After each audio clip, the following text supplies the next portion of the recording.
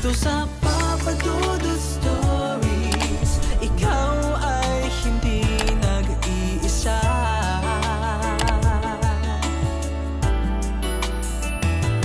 Dito sa Papa Dudut Stories, may nagmamahal sa'yo. Papa Dudut Stories, Papa Dudut Stories. Dear Papa Dudut, sa lahat po ng mga nakatutok ngayon, huwag pong kalimutan mag-like, mag-share at mag-subscribe. Maraming salamat po sa inyong lahat.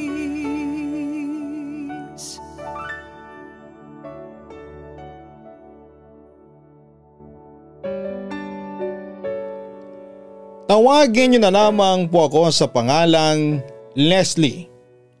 Nasa late 30s at isang OFW na nagwo-work dito sa UAE for 7 years. Namamasukan ako dito bilang isang kasambahay o domestic helper. At kasama ko dito ang hubby o asawa ko at nag-iisang anak namin na lalaki. Overall ay masaya naman ang buhay ng pamilya namin dito sa UAE. Siya nga pala, i-share ko sa inyo ang naranasan ko dito sa UAE. Medyo kababalaghan ito kaya bahala na kayo kung paniniwalaan ninyo ako. Papa Dudut, hindi ako matatakotin noon until na-realize ko ang mga naranasan ko noong makapakinig ako sa channel ninyo ng mga kwento ng kababalaghan. It was 2018 nang dumating ako sa UAE. Tumira ako sa flat ng cousin ni hubby sa Sharjah with my hubby of course. It's an old building, studio flat and nilagyan lang ng partition. Since malayo ang work ng cousin ni hubby ay bihira siyang umuwi. So ako lang madalas ang naiiwan dahil naghahanap pa ako ng work. Although meron na akong scheduled for interview dahil nag-apply na ako online habang nasa Pilipinas pa ako. Isang araw pag-alis ni hubby, may nag-doorbell. Sinilip ko sa peephole pero walang tao. So tuloy ang paglilinis at pagluluto. After a while, may nag-doorbell na naman. Nakita kong may shadow ng paa sa ilalim ng pinto. Pagsilip ko sa butas ay walang tao. Sabi ni hubby nung tinawagan ko ay wag na wag akong magbubukas ng pinto. Baka mga ibang lahi na walang magawa. Dumating ang ikalawang araw until makaalis kami sa flat na yon. Ganun pa din ang nangyayari. But it only happens kapag mag-isa ako sa flat. So ang ginawa ko ay nilagyan ko ng foam o sponge, yung in between ng bakal at yung pumapalo sa bakal pag pipindutin ang doorbell. Pero persistent talaga. Nagsimula na siyang kumatok. It became creepier. Ginagawa niya yon several times a day. Walang tao pag sinisilip ko pero may shadow sa ilalim ng pinto. Sa second flat na nilipatan namin malapit lang, wala kami na experience na creepy. Since malayo sa Sharjah ang work na nakuha ko ay lumipat kami sa Dubai. Uso ang mga villa sa lugar na yon pero ang nakuha namin is a small house na nasa likod ng main villa na malaki. Parang apartment style. 3 pinto sa dulo ang sa amin ni hubby. Okay naman ang situation since lumipat kami. Pero nung medyo matagal na ay may na-experience ako na sobra akong natakot. One night, ang sarap ng tulog namin ay bigla akong nagising ng madaling araw. Nakaunan ako sa arm ni hubby. Then pagtingin ko sa mukha niya, para yung mga nasa movies na nakakatakot ang mukha. Maitim at mapula ang mata. Tapos napatras ang ulo ko sabay sabi ko na sino ka? Tapos ay nagising si hubby. Takot pa din ako na nakatitig sa kanya. Tinanong ako kung anong nangyayari sa akin. Nasa tabi ng bintana ang bed kaya maliwanag sa tapat ng ulo namin. So kitang kita ko yung nakakatakot na mukha.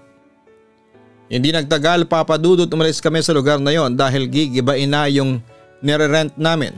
So lumipat kami sa mas malapit pa sa work ko. Dubai pa din pero malapit sa mall at industrial areas. Maganda na ang building at nasa second floor kami. One bedroom flat na malaki. Occasionally ay umuwi doon ang kapatid at pinsan ni hubby. This time ay nakuha na rin namin ang anak namin na nasa Pilipinas. I like this flat pero nagtataka ako dahil parang may takot ako at ang anak namin tuwing papasok sa room. May sariling CR sa room and walk-in closet. Since may work kami ni hubby, ilang months din na naiiwang mag-isa ang anak namin while waiting sa pagpasok sa school. Hindi ako mapakali so madalas umuwi ako for lunch then drive sa office ulit. Madalas din na sinasama ko siya sa office. Eto na. Dinner. May naririnig kaming naghihila ng furniture sa taas ng room na katapat namin. It only started nang dumating ang anak ko. Sabi ko, anak, may naririnig ka bang naghihila ng gamit sa taas? Sabi niya ay meron daw. It frequently happens in the evening.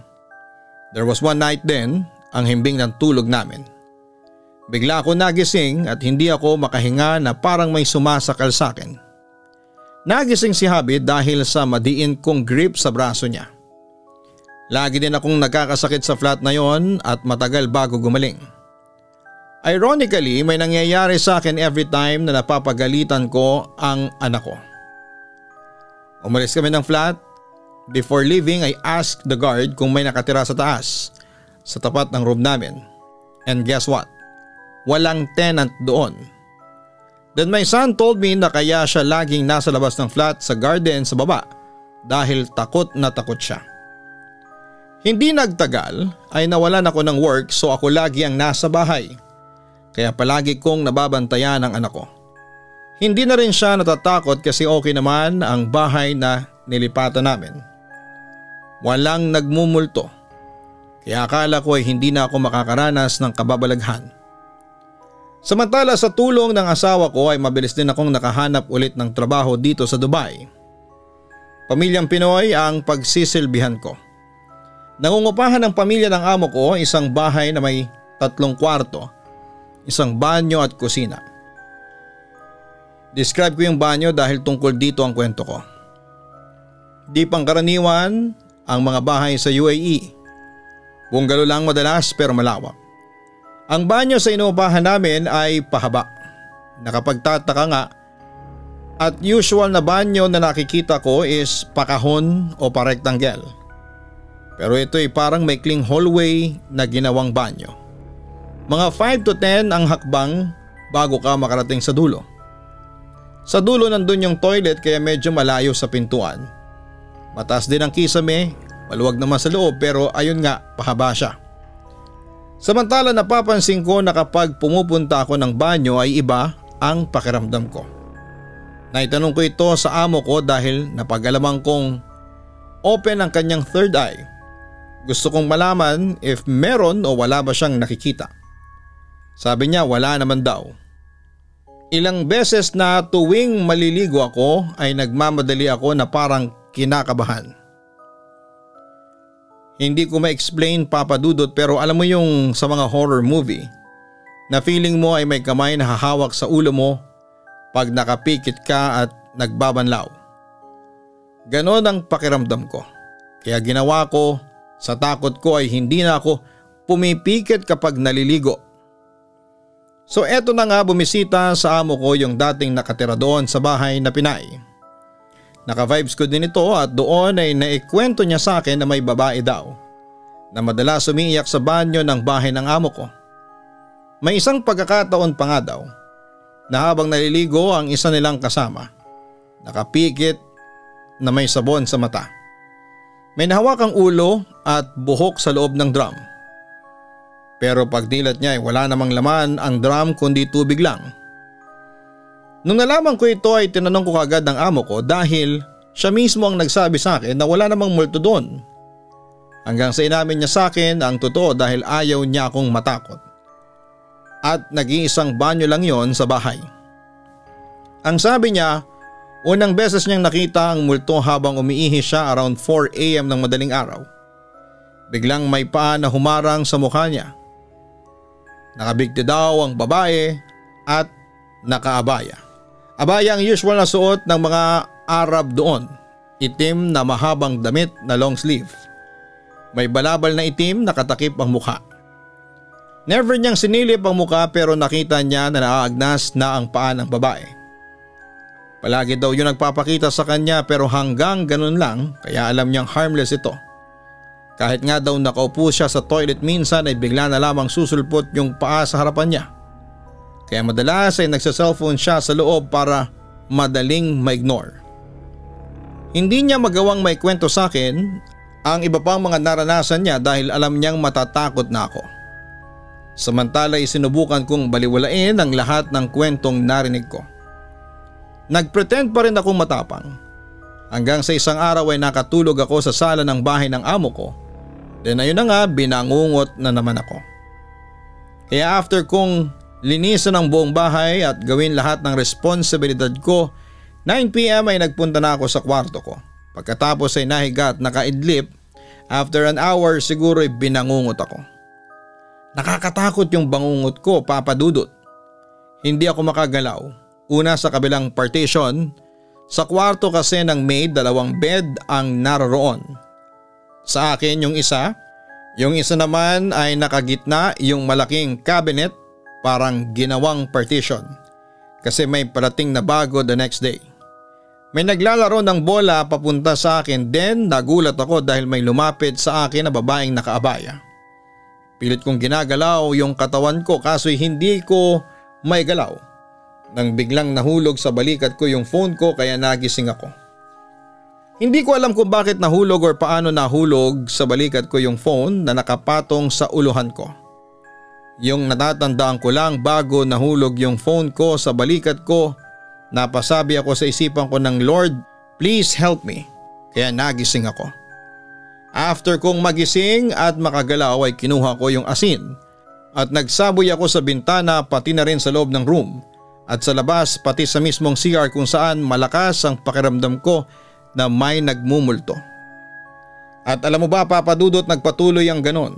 Gabi-gabi na akong binabangungot at nagpapakita sa panaginip ko ang babaeng nakaabaya.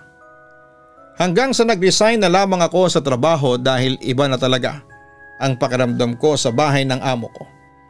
Hindi na ako makatiis, ayokong makita ng personal yung sinasabi niyang babaeng nakaabaya. Agad naman itong naintindihan ng amo ko at hinayaan na lamang niya akong umalis. Samantala wala pang 1 linggo simula nang mag-resign ako ay nakahanap din ako ng panibagong trabaho. Mas mataas ang inoffer na sweldo sa akin. At natsyempohan na Filipina din ang amo kong babae na iniwan ang kanyang asawa at dito tumira sa Dubai.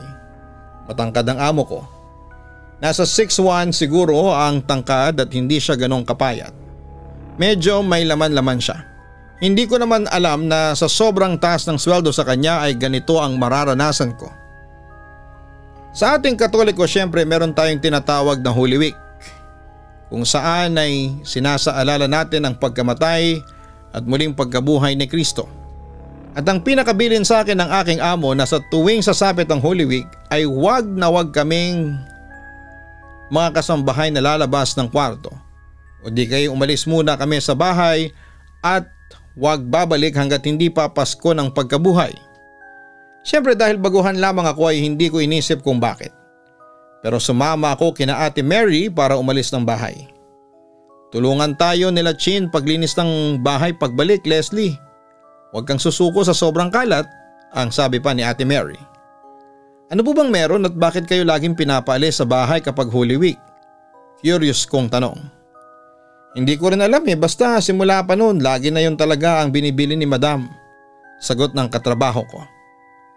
Pagkarating ng Sabado bago ang araw ng palaspas, nagpaalala si Madam na mag-stock na ako ng bigas, pagkain at kunin ko na rin daw yung electric stove para sa loob muna ako ng kwarto magluto para hindi daw ako magutom. Basta lahat ng pagkain na gusto kong kainin ay pinadala sa akin ni Madam sa kwarto at binilin na kahit na anong ingay ang marinig ko ay huwag na huwag akong sisilip. Saktong 12:00 ng linggo medyo bumigat ang pakiramdam ko. Hindi ko mawari bakit pero parang may nagmamasid gayong nakasarado at may kurtina naman ang bintana namin. Biglang sumigaw si Madam ng maglaka, Leslie, walang magbubukas ng pinto. Sa taranta ko ay napalak na lamang ako bigla ng pinto namin. Wala namang nangyaring kakaiba hanggang Miyerkules Santo, puro paalala lang si Madam. May pailan-ilan na makakarinig ako na parang may kinakausap si Madam. Katulad ng wag siya, ako na lang. Wala akong pakialam basta wag siya, na parang may kausap lang siya sa cellphone niya dahil wala naman akong naririnig na iba maliban kay Madam. Huwebes Santo, hanggang Sabado de Gloria, dito ko na naranasan ng 3 araw na tila ba ay 3 dekada. Nang umaga ay okay pa ang lahat. Naririnig ko si Madam na parang may kausap lang sa cellphone niya. As usual, tapos katawagan ko ang pamilya ko sa Facebook o di kaya sila Ate Mary na kinukumusta ang staycation ko kuno. Ina-enjoy ko lang ang bakasyon ko dahil pagka-Lunes ay grabing linis na naman talaga ang gagawin. Pagka alas 3 ng hapon ay nagulat ako na may parang nagnanakaw sa bahay. Sumisigaw si Madam at ang daming gamit na nahulog o tinatapon. Si Madam ay pahapyaw na sumisigaw na huwag akong lalabas. Pero paano kung sa palagay ko ay nasa kapahamakan na si Madam? Baka mapagbintangan pa ako kung mapatay siya. Nung medyo tumahimik ay narinig ko ang mahinang iyak ni Madam. Hindi ko alam pero may nag-uudyok sa akin na silipin si Madam at baka maisalba ko siya doon sa masasamang tao. Ipipihit ko pa lang sana ang doorknob, biglang sumigaw si Madam. Sige, buksan mo at ikaw ang kukunin ko. Boses ni Madam ang narinig ko. Pero bakit kinikilabutan ako? Kaya sa takot ko ay hindi ko ito binuksan. Kinabukasan ay maingay na naman sa bahay at naririnig kong nasasaktan na si Madam. Inakasan ko ang loob ko at kumuha ng pamukpok sa kwarto naming mga kasambahay para tulungan si Madam dahil hindi ko na kinakaya ang mga nagmamakawang sigaw at iyak niya. Pagkabukas ko ng pinto, nakita ko si Madam na nakasiksik sa dining chair. Hindi nakaangat yung upuan na tila ba'y ang liit na tao ni Madam para mapagkasya niya ang sarili niya sa kakarampot na space na yon. Noong oras na yon ay hindi ko malaman kung saan ang gagaling yung takot na nararamdaman ko hanggang sa tumingin si Madam sa akin. Unang beses ko siyang narinig na parang may kahalong ibang boses at sinasabing, ang sabi ng amo mo ay huwag ka daw lalabas, bakit ka lumabas? Sabay ngiting nakakakilabot na abot hanggang tenga na parang nagtagumpay siya. Nilabas ni Madam ang kamay niya na tila ba siya ay gagapang palabas noong upuan habang titig na titig sa akin pero napadasal na lamang ako. Si Madam ay sumasabay na animoy nangaasar sa dasal ko. Doon ko napagtanto na hindi si Madam ang kaharap ko kundi sinasaniban siya ng demonyo. Doon ko dinasal ang Apostles' Creed. At sa 2 linya ko pa lamang ng pagdarasal ay nawala ng malay si Madam. Wala sa isip ko pero iniwan ko si Madam na nakahandusay sa sahig at ako ay tumakbo pabalik sa kwarto nang nagdarasal ng Apostles' Creed pa rin. Wala akong narinig sa buong araw pagkatapos noon pero kinabukasan ay nasa pinto si Madam, maayos siyang magsalita. Sinasabi na lumabas daw ako at maglinis pero Sabado pa lang, hindi pa tapos ang Holy Week. Ngunit si Madam ay hindi talaga umalis sa pinto namin. Parang buong araw siyang nakabantay doon hanggat hindi ako lumalabas. Leslie, pakilinis na nga ng bahay. Leslie, nagugutom ako, lutuan mo ko. Leslie, sira ata yung gripo sa kusina. Pakitignan mo nga. Lahat ay ginagawa at sinasabi niya para lumabas ako. Pagka alas 3 ulit ng Sabado, nagwawala na si Madam. Pilit na pinapalabas ako pero may parte pa rin siya na nagmamakaawa sa akin na huwag akong lalabas. Binidyohan ko yon. At nung sinend ko kay Ate Mary ay wala naman daw siyang naririnig kundi yung hingal ko lamang daw. Ibig sabihin ay hindi talaga si Madam ang nasa kabilang pinto kundi yung demonyo na sumasanib sa kanya. Dasal lamang ako ng dasal buong araw na yon hanggang makatulog na lamang siguro ako. Nagising ako ng 1 AM na ng Linggo. Doon lang nawala yung pakiramdam na mabigat. Ang isip ko'y Linggo na. Pasko na ng pagkabuhay, pwede nang lumabas. Pagkalabas ko'y tila ba'y 10 bagyo atang dumaan sa bahay pero yung upuan kung saan sumiksik si Madam ay ni isang galos ay wala. Matatag na matatag yung upuan at hindi man lang nasira sa laking babae ni Madam. Nakita ko si Madam na nakahiga sa sahig at pagod na pagod. Nung nilapitan ko si Madam ay gising pala siya sabay yakap niya sa akin. Hindi nila ako tinitigilan simula 18 ako ay ginagawa nila sa akin to. Iyak lamang nang iyak si Madam ng oras na yon. Doon ko nalaman na ang angka ni Madam ay mga albularyo sa lugar nila. Pero ang sinasamba nila ay hindi ang nasa itaas. Ang kakayahang manggamot ng pamilya nila ay bigay ng mga nasa ibaba. Nung ipapasa na sa kanya ang pagiging albularyo, tumanggi siya at nagpakalayo-layo kaya nakarating sa ibang bansa. At kada daw Holy Week ay sinusubukan daw siyang kunin ng mga demonyo dahil hindi daw lalawak o lalaki ang koneksyon nila sa tao kapag hindi niya pinagpatuloy. Ang huling bili ni Madam sa akin pagkatapos kong matuklasan ang lahat ay hindi lahat ng albularyo o faith healer ay galing sa Panginoon ng kakayahan. Suriin ninyong mabuti. Samantala ay nakuha ko pang tumagal ng 1 taon kay Madam hanggang sa siya na rin mismo ang nagsabi sa akin na mag-resign na ako dahil malapit na namang mag-Holy Week. Hindi na ako tumutol at nag-resign na lamang ako. Sa kabilang banda naman, kinuwento ko ang mga naranasan ko sa asawa ko at maski siya ay kinilabutan din. Buti raw at nakatagal ako ng 1 taon sa amo kong yon. Sabi ko naman ay normal naman ang buhay niya maliban na lamang kung sasapit na ang Holy Week. Pero mabuti raw na walang nangyaring masama sa akin.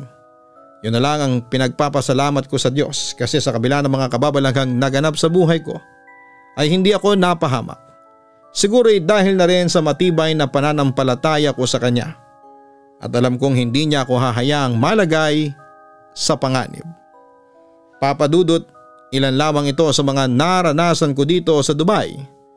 Nasa inyo na lamang yan kung maniniwala kayo sa akin o hindi. Muli hanggang dito na lamang, maraming salamat at magandang gabi sa inyong lahat. Lubos na gumagalang, Leslie. Maraming salamat Leslie sa pagbabahagi mo ng iyong totoong kwento sa aming programa. Nagpapasalamat din kami kasi nakasulat ka sa amin at masaya kami na walang nangyaring masama sa iyo. Tama ka, hindi hahayaan ng Diyos na mapahamak tayo o malagay sa panganib. Basta matibay ang paniniwala mo sa Kanya. Yung mga nakikita at nararamdaman nating mga hindi tao ay wala silang kapangyarihan na mas malakas sa Panginoon. At kung nagbabalak sila na ilagay ka sa kapahamakan, hindi sila magtatagumpay, lalo na kung palagi kang nagdarasal sa Panginoon at palaging humihingi sa Kanya ng gabay at proteksyon. Kaya bukod sa pagdarasal ay palagi din kayong mag-iingat at maging alerto lalo na kapag oras na ng trabaho. Basta tandaan nyo lang walang sino man ang makakatalo sa pag-ibig ng Panginoon sa ating lahat. Huwag kalimutan na mag-like, mag-share at mag-subscribe. Hanapin po ang Kaistorya YouTube channel. Mag-subscribe din po kayo sa Gian Giano Vlogs. Maraming salamat po.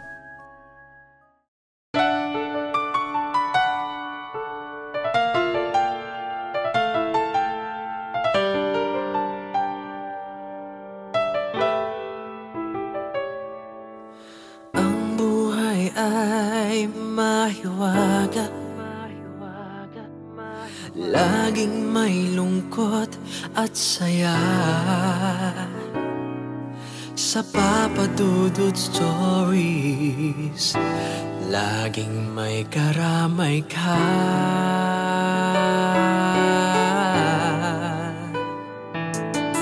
Mga problemang kay bigat,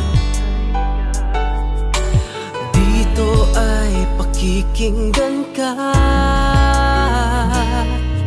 Sa Papa Dudut Stories, kami ay iyong kasama.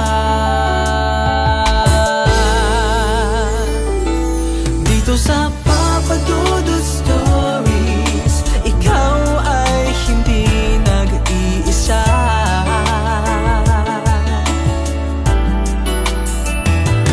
Dito sa Papa Dudut Stories, may nagmamahal sa'yo. Papa Dudut Stories.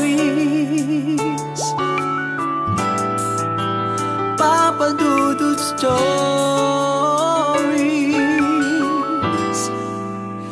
Papa Dudut Stories.